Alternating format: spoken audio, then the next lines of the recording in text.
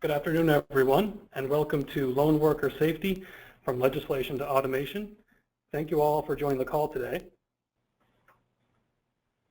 So the mystery voice talking to you belongs to me. My name is Chris McDonald.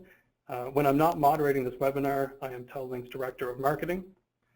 My role today is to make sure that we stay on time and on topic. After I walk us through the agenda, I'll pass the microphone to Laura Fudge, who will take you through the bulk of the webinar. Laura is a subject matter expert on the topics of lone working, journey management, and other areas of our life safety and monitoring division. When she is not on this webinar, she is a sales executive here at Telelink. To quickly review the agenda, we have 45 minutes scheduled for today's session. The first 10 minutes will be Lone Worker 101, where we look at how protocols have evolved across private industry and public sector, and your legislative responsibilities as an employer to protect your lone workers. We'll then take the next 10 minutes to see how industry has adopted a safety-first culture and how that combined with legislation has forced lone worker approaches to evolve, and we'll also review some of the approaches your company should be implementing at a minimum. We'll then go into a quick demo of our new Signal application. It's an app designed to help manage your lone workers with real-time data and 24/7 monitoring. To close out the webinar, we have 10 minutes scheduled for questions and answers. I just wanted to give everybody a quick heads up that we will be recording today's webinar. So if you don't get a chance to absorb all the information on the slides as we go through them, we will be sending a recording to all registrants. And with that, I will pass the mic over to Laura Fudge to kick us off. Thank you, Chris. All right, so welcome everybody to the webinar. Before we dive into the nuts and bolts of the presentation, I'm just going to cover off two really quick slides about who Telelink is and why we're presenting on lone worker monitoring. So we're based in St. John's, Newfoundland, on the furthest eastern coast in North America. We've been around for about 50 years now, and we started off as a traditional call center. However, since the early 90s, we've been heavily involved in the safety monitoring side of things. So that includes, of course, lone worker monitoring. We've been doing that, like I said, for about 25 years now. Just to speak to our experience, we handle about 30,000 lone worker events on a daily basis. That compromises, that represents about 30,000 employees as well across North America and Australasia.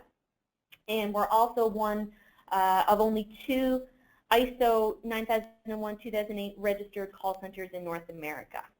So all of that experience, I guess, is to say that, over the years we've built an extensive library of best practices, and have had the good fortune to work with some of the most safety-minded organizations around the world.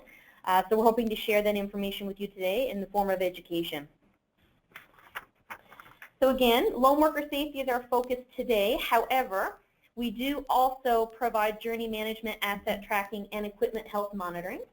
So if you find today's session informational, educational, please follow us on our social media channels, as we will be doing further presentations on the other topics.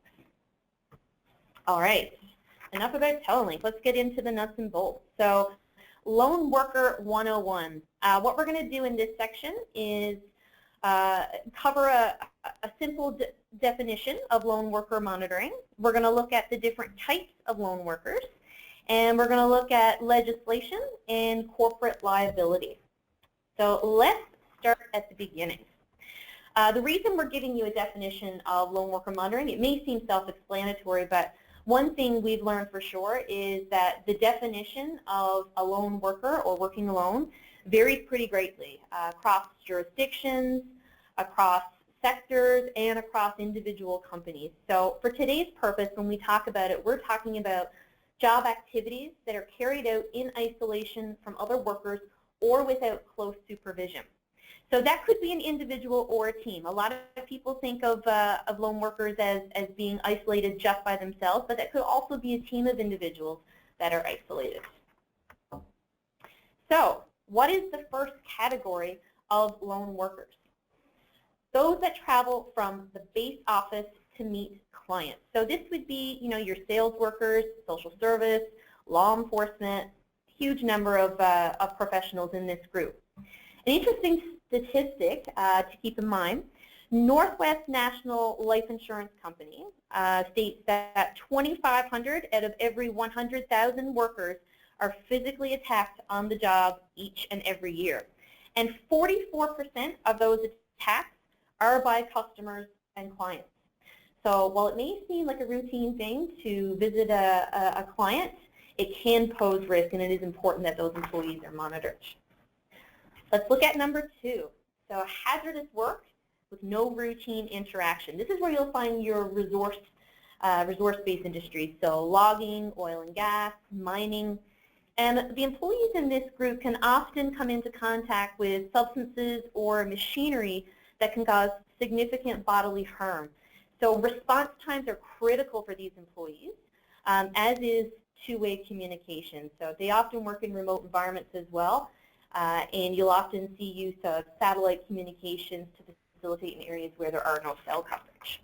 Number 3, travel alone, no routine interaction. So here we have truck drivers and business people in transit. So for a lot of people on the line that are within the oil and gas industry or mining, those sectors, this probably won't be a big surprise to you.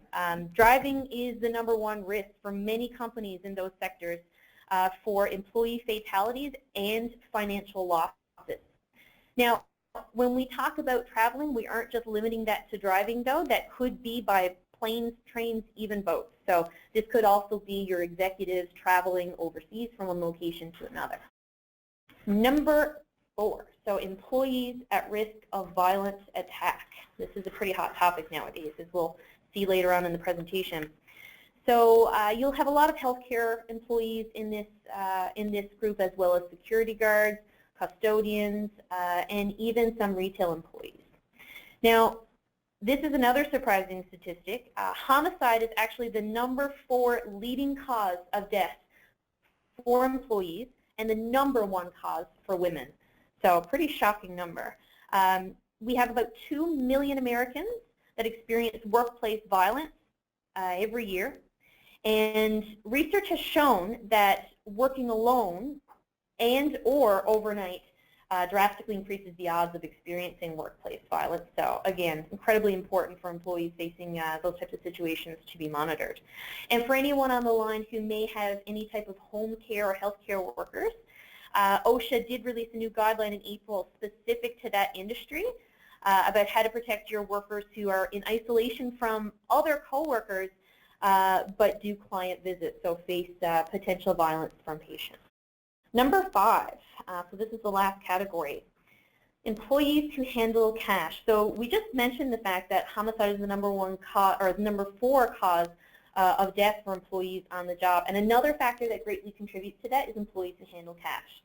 And if you think about convenience store clerks, retail food outlet workers, taxi drivers, these employees not only handle cash, they often work alone and overnight as well. So it's an extremely exposed group of individuals, if you will. So we've looked at the different types of lone workers. What does that mean for you as a company? What is your obligation to these lone workers to protect them? Well, as we mentioned earlier, legislation varies a lot across jurisdictions. Penalties do as well. But when you boil it down, the common denominator is really this. Lone worker legislation requires that organizations take all reasonable measures to ensure the safety of employees. So what we're going to do is take a look at the legislation and a couple of famous cases from both Canada and the U.S. Now we're going to start with Canada. So let's look at the federal legislation. Bill C-45. The criminal code has been amended such that organizations and even individuals may be criminally liable for failure to take reasonable measures to protect employee safety. So this seems pretty broad in scope, but what the federal government has done is they leave it up to the provincial government to then mandate specific lone worker requirements. So while you can still be held liable from a federal perspective, the actual specifics in terms of lone workers is left to the provinces to define. So let's look at how that legislation came about. For those on the line from Canada, you may remember the very unfortunate incident in Nova Scotia from the West Ray mine disaster. So in this incident, we had a group of workers in isolation Very tragic. 26 miners were killed, and there was a public inquiry as a result of this disaster that revealed miner safety was completely ignored with this incident.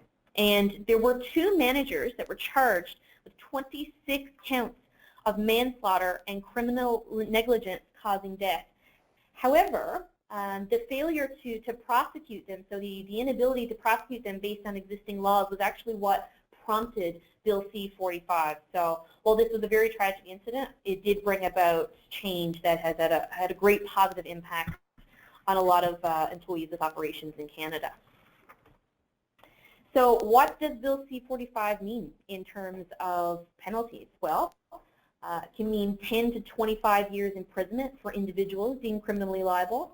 It can result in a $100,000 fine for a summary conviction with 0 maximum for an indictable offense. So some extremely hefty penalties. And we always like to say, you know, lone worker monitoring, when you consider the penalties that you could possibly face, is really your insurance policy. It's not a cost to your organization. It's an insurance policy against penalties. So let's look at the provincial legislation. So as I mentioned, the provincial legislation does get more specific. Now we're not going to go into detail on all the different legislations across the provinces. They're all available online if you want to learn more, or simply let us know and we can send you a list of those. But the fines do vary as well. So just as a couple of examples, in Alberta we have up to $500,000 for the first offense against lone worker compliance, $30,000 per day for that the offense continues, and then for a subsequent offense up to $1 million with $60,000 per day that the offense continues. And then, you know, on the lower end, you've got, for example, Newfoundland and Nova Scotia with $250,000 for the first offense and $25,000 per day. So some pretty substantial fines. So let's look stateside.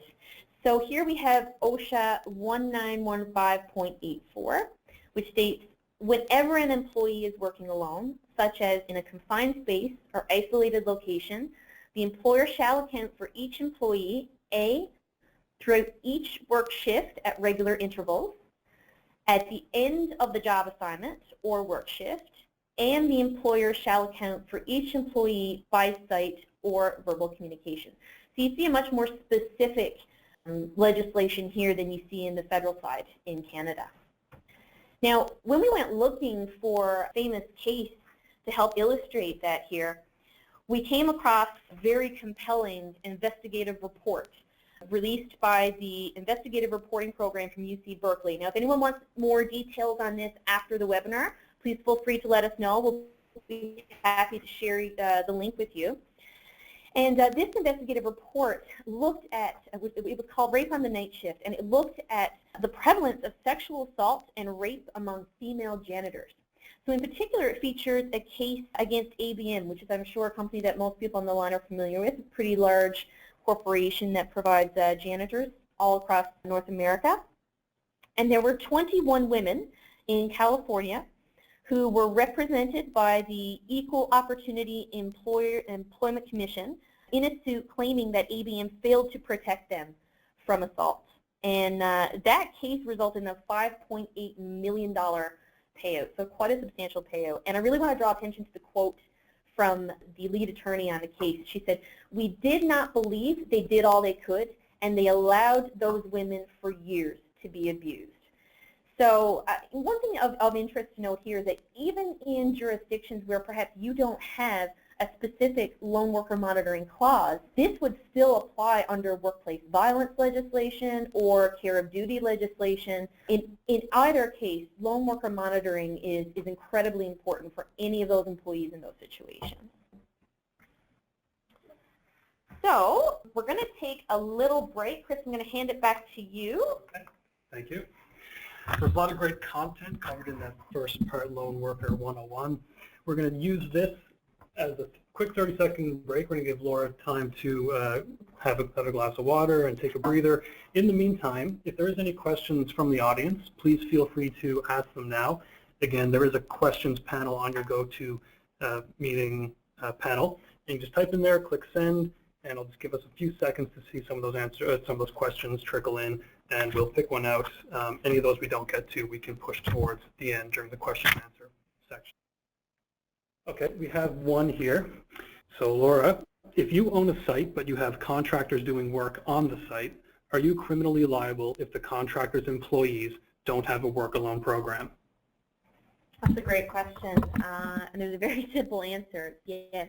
If you're a site owner, you don't have to force your processes or procedures on the contractors, but you are ultimately criminally liable if the contractor's employees are not protected. So as an example, if you have a contractor on your site and there was an employee who was assaulted, like in the previous case, overnight, you could be held liable if that contractor didn't have a procedure in place. So one thing that we recommend is that organizations include lone worker procedures as part of their vendor submission packages. So if you're working with contractors, have them include all of those procedures as part of your bidding process, and that way you can validate yourself that they are up to code. Great question. Thank you for that. Perfect. Okay, let's move on to culture and compliance. So we're going to start off this section by talking about the culture side of things. So we've talked about how legislation has evolved, but culture in general, I mean, with the public, with employees, has also evolved. We put a much greater premium on safety nowadays than we did long ago, and there's kind of three factors that are driving that. One is employee demand, second is social advocacy, and three is employer negligence. So just to touch on employee demand, I mean, we all know that employees nowadays are far more vocal about their rights. They know their rights, and they want to be protected. We also have a lot more employees entering lone worker situations nowadays than previously. Another factor that's really important is the fact that within a few years, we're going to be really hitting a wall with the baby boomer generation retiring. And attracting and maintaining employees is going to be critically important. And a huge part of that is a good safety record and protecting the employees. Employees want to work for companies that have the right safety procedures, and they're much more likely to stay if they're there. So that's something to keep in mind as an organization. In terms of social advocacy, there's a lot of safety-minded organizations, professional groups. You've got CSSE, ASSE, National Safety Council, all kinds. But we also now see even organizations that aren't necessarily safety-focused picking up on these issues. So in the example I just mentioned, we have the Equal Employment Opportunity Commission, certainly not a safety-dedicated organization, yet they are fighting for employees that are facing lone worker situations. So it's a huge point of driving kind of our cultural shift. And then we also have employer negligence. So, I think everybody would agree we're in a very litigious society, or point in our history. And with that, we see increased payouts from corporations, and we see a lot larger push for legislation. So while it's terrible to be on, as an organization to be on the receiving end of something like that, a lot of these cases are really what has pushed forward legislation and protection in general for workers, and thankful for the decrease in worker incidents, particularly in lone worker situations. So moving on to the next slide, we have the evolution of compliance. So again, along with the evolution in legislation and in our culture, our cultural shift, there's also been an ongoing change as to how people are complying with this. So I want to cover kind of three main themes. The first one is manual to automated. So traditionally, you would have seen a call-in system. You would have had an employee if they were going to be working alone, they would call their supervisor or manager, occasionally perhaps a third party, and communicate the length of their shift. And then that employee would be responsible for checking in periodically according to that company's procedure. So that might be every 2 hours, every 4 hours, et cetera. This really provides limited and outdated information. So the only information you have is whether or not that employee is okay or they're not okay. And that is really based on the last time that they checked in. So that could be, 2 hours ago. So while it's outdated, it is also still the backbone of most lone worker programs, and for good reason. It does act as a fail-safe. So if nothing else, if there's no technology involved, if there's no visibility of the employee, if they don't check in when they're supposed to, you will be alerted to that and will follow up with the employee. So it still should be a part of every loan worker program. What we see today in a more automated world is a number of things. So number one, improved communication. It's not just a phone call nowadays. You have texting, you have smartphone apps, satellite devices, email. There's a ton of communication methods that make it much easier for an employee and someone who's monitoring them to stay in touch. We also have more context and real-time visibility. So if something does happen, it's not just a missed check-in and then we have to find out where that employee is and what happened.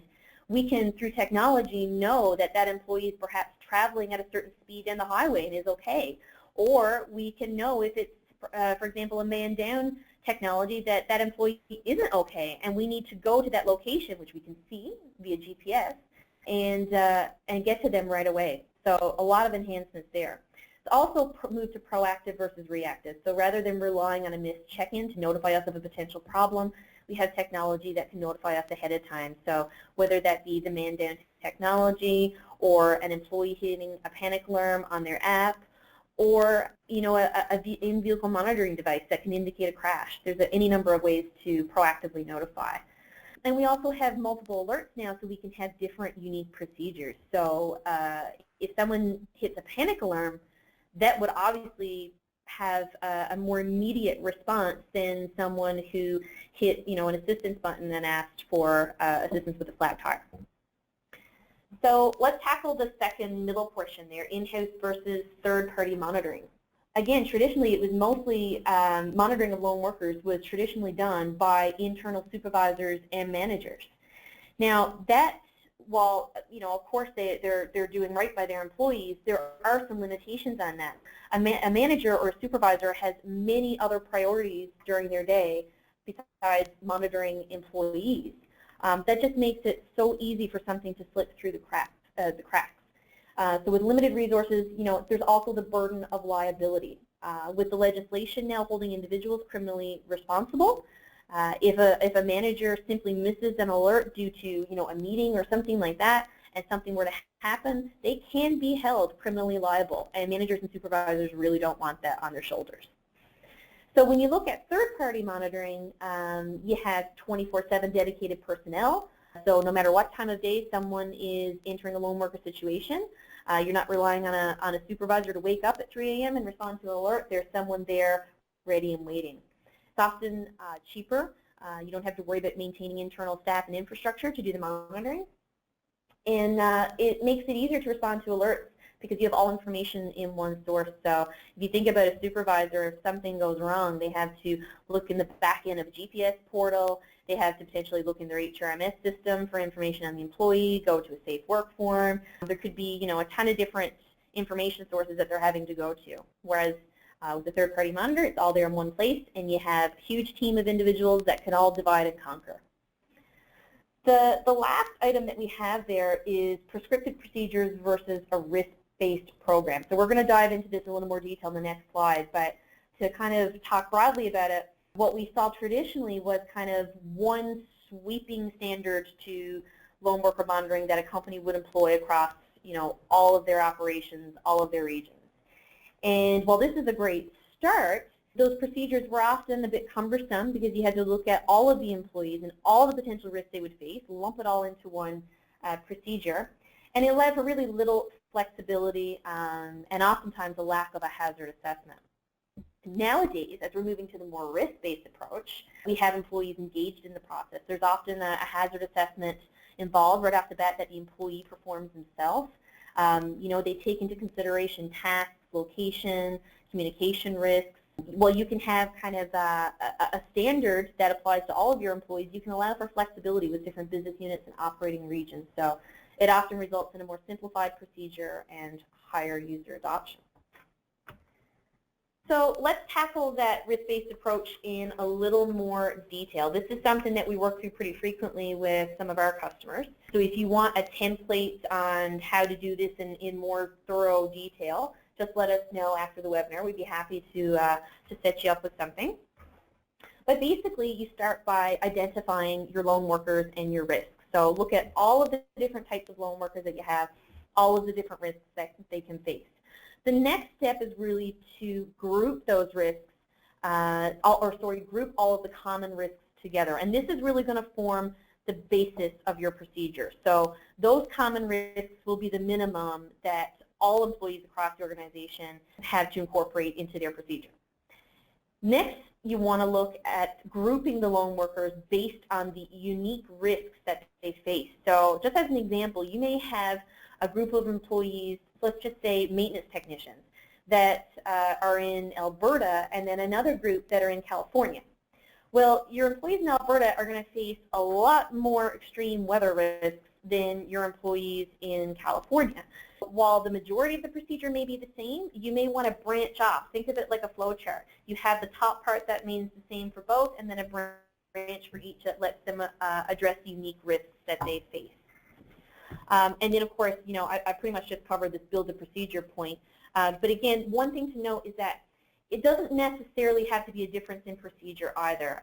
Different risks can be mitigated in different ways. So if you have a group of employees that face, you know, a lot of communication challenges, so they're working in remote areas, your procedure may be the same, but they may use the satellite device for communication as opposed to a phone. So just something to keep in mind, it can be procedural or device-based.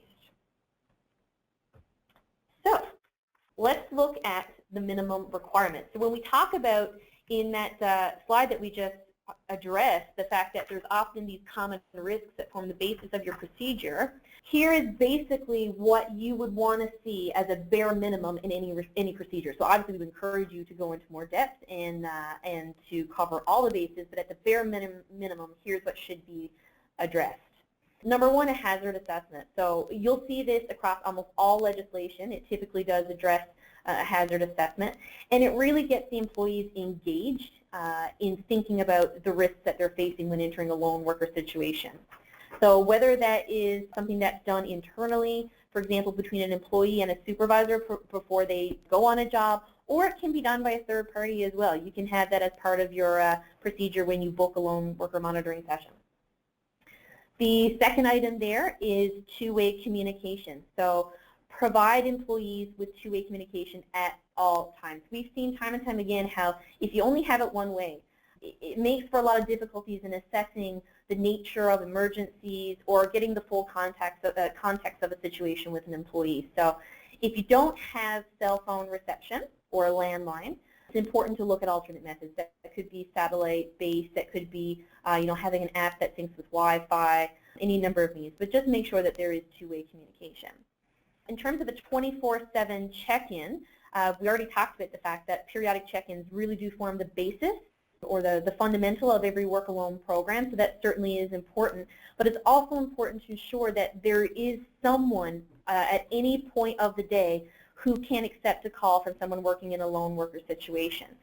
So if you have employees and internal managers or supervisors monitoring your employees, it's really important to ensure there's a backup for when they're not on duty. So if they're asleep at night, you need to have an on-call person or a third-party monitor, someone who is available to take those calls. Location. So this one doesn't come up often in the legislation, and we often wonder why. It's something that we've kind of included in our toolkit of best practices because we've seen it time and time again how crucial it is in emergency situations to know the location of the employee as close to real time as possible. So that can vary according to the type of lone worker situation. If you have people that are traveling or working remotely, that could be an app that syncs with your phone GPS. That could be an actual GPS device, your satellite device, or it could be, you know, security cameras. And when you talk about retail and convenience stores, just making sure that you're able to identify where that employee is should something go wrong. Okay, so we're up to the next question round. Take it away, Chris. Thank you, Laura. Again, just like last time, we're going to take about 30 seconds to give Laura a quick breather. And we're also going to accept questions from the audience. If there's any questions related to the content we just covered. I'd also like to remind everybody that we do have a 5 to 10 minute question period towards the end, depending on how quickly we can move through the next section, which is our last.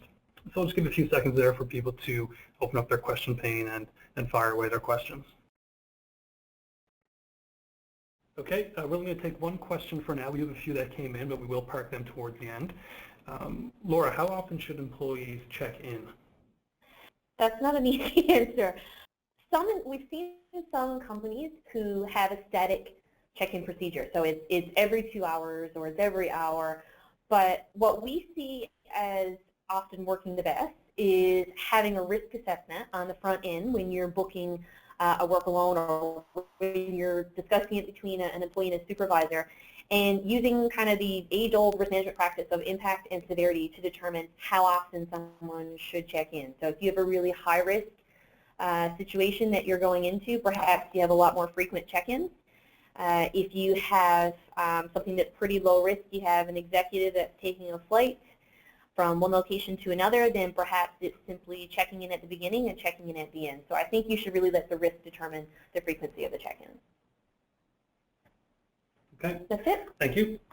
Okay. That's it for now. We have, I see 2 other questions coming, so we will tackle them at the end. Okay, perfect. All right, so now for the signal demonstration. So here comes the gratuitous sales plug. What we're going to do is actually go through, I'm going to give you a very quick synopsis of what the Signal app is, what the solution actually is. And then we're actually going to go into an example of a company to help illustrate all the different functionality points. So the Signal app is for iOS, Android, and BlackBerry. It is synced with a monitoring platform that Telelink manages. So while your employees would use the app to communicate, to signal for distress, there are Telelink agents who are monitoring a platform that allows them to communicate directly with the employees and to see any of these alerts. The app is very easy to use. What I'm going to do is move into a slide that's going to illustrate the benefits of the app through telling the story of a company that is quite representative of the majority of our customers. Let's move into that slide. So the example that we have here is ACME Anvils. So everyone's probably familiar with the Roadrunner logo there. ACME Anvils is an international anvil manufacturer with employees throughout North America. They have employees that perform installs and service repairs at customer locations. They operate 24/7 with one overnight on-call employee at each location. All employees have smartphones, but occasionally customer sites have no cell coverage. And when an on-call employee is dispatched to a customer site, they are frequently alone with the customer representative. So if we go back and revisit what we've covered today in terms of legislation and the types of risks that lone workers face, we've got them listed here on the right-hand side. Obviously, they would have no direct supervision. There's isolation, potential for workplace violence, and communication challenges. So as far as it goes in terms of lone worker monitoring, this would probably be a particularly high-risk group of professionals. So let's now work into how we can use the Signal app to meet those challenges and risks.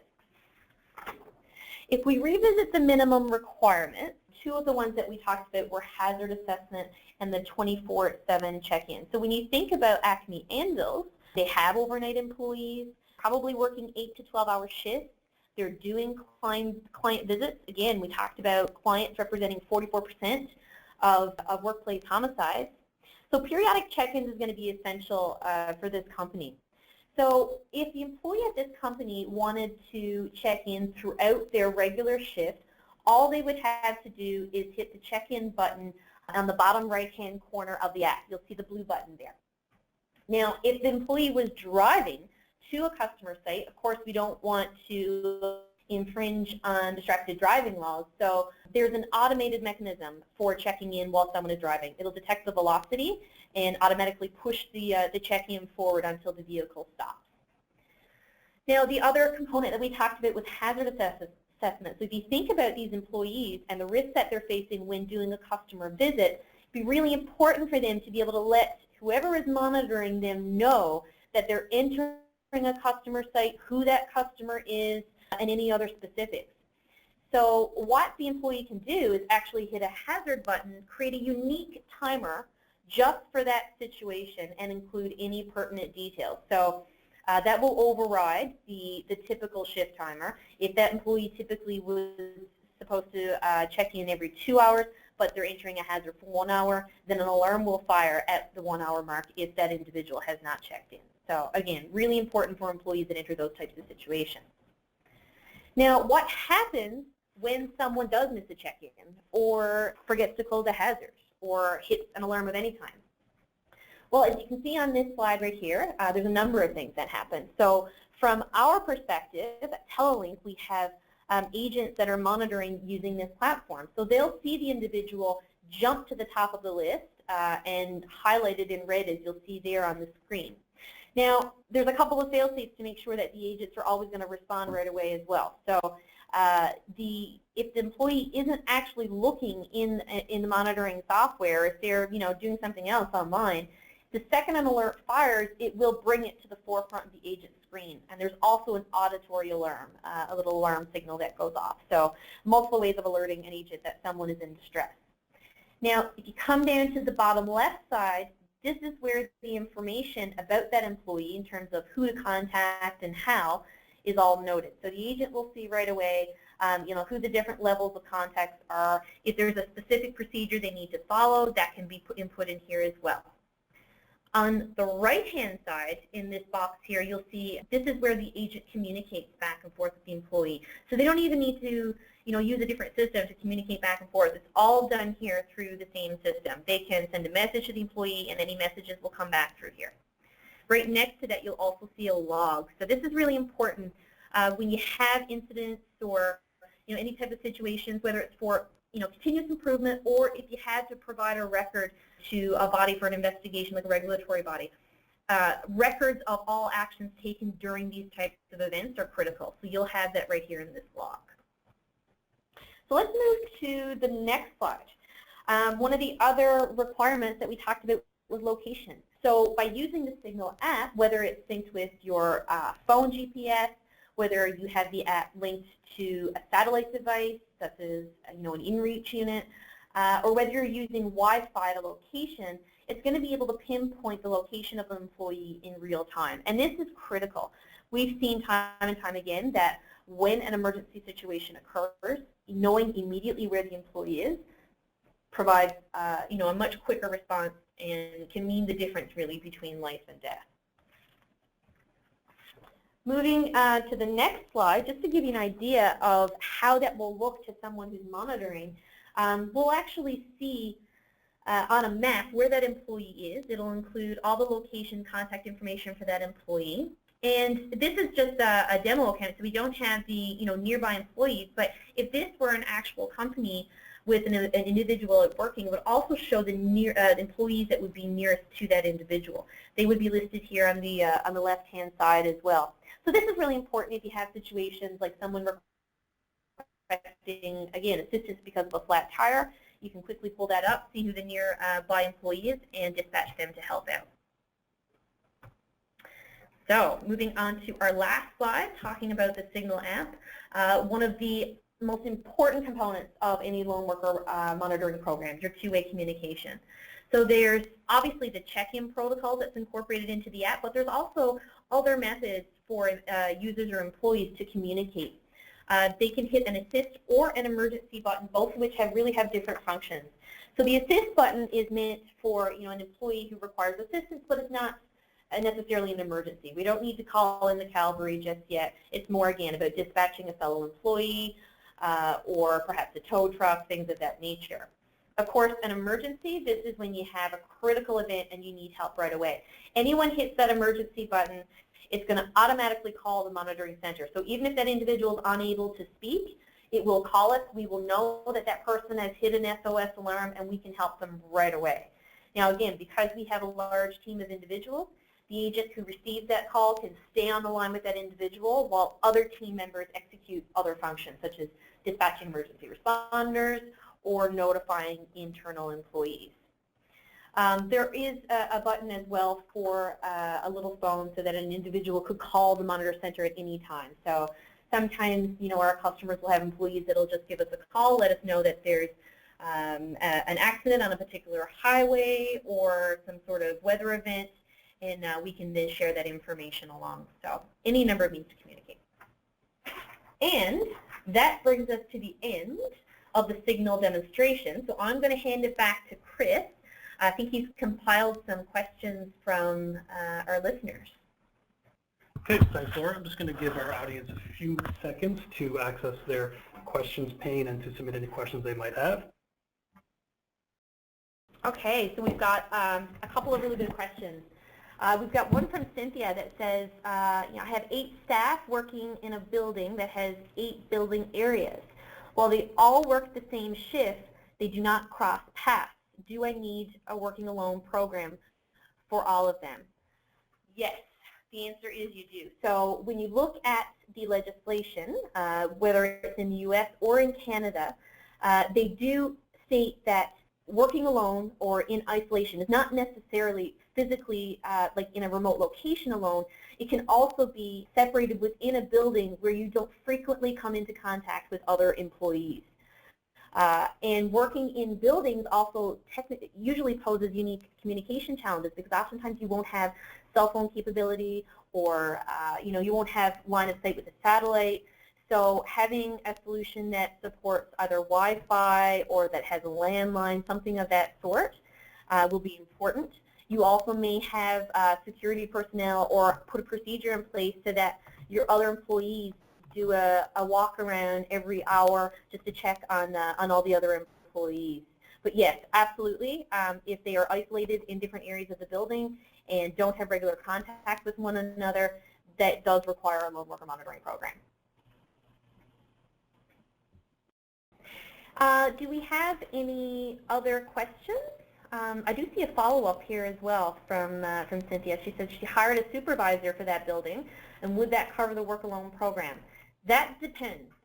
If the supervisor is checking on each of those employees, whether verbally or by visiting them and checking that they're okay at frequent intervals, yes, that could cover it. But if the employee is not on site or not regularly checking in with each individual, it wouldn't be sufficient. There needs to be periodic check-ins and confirmation that the employees are okay.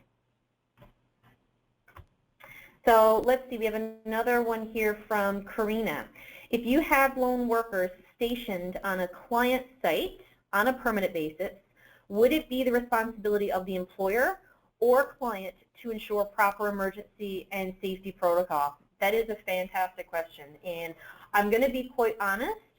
I'm not entirely sure if you could both be held liable. Your employee, again, would fall under the clause that states that the site owner is responsible for all employees on its site, whether direct or contractor. But you as the supervisor or the owner of the company could also criminally be held liable if deemed that that individual did not have the proper internal procedures in place to monitor their work. So I'd have to double check on that, and I will do a little bit of research to see if both could be held liable, but my gut reaction is that yes, but I will follow up. Okay, so we have another question from Addie that says, how do you do business in the Alberta oil fields? So a lot of our customers that have operations in that area do have communication challenges because there's a lot of remote areas that don't have cell reception. A lot of them use satellite devices. So that could be as simple as a spot device, ideally inReach or something that has two-way communication. But those are typically the ways that they will comply. And that can be used in tandem with other communication methods. So let's say, for example, you had the Signal app on your phone and you were using that, but then you got to a location where there was no cell coverage. It could automatically fail over to a satellite device or sync with that device. If it's at a particular site in a remote location and there's Wi-Fi on that site, that could also be an option. But we do see a lot of companies using satellite-based devices in the oil fields. And that doesn't necessarily need to be every employee having a device. That could be a pool of devices that you have. So when an employee is going to a location where you know there are communication challenges, they would simply take one of those devices and it would be associated with them on that particular day. Okay, I think that's probably it for the questions. If there are any other questions, please, by all means, send them along. Feel free to contact us afterwards.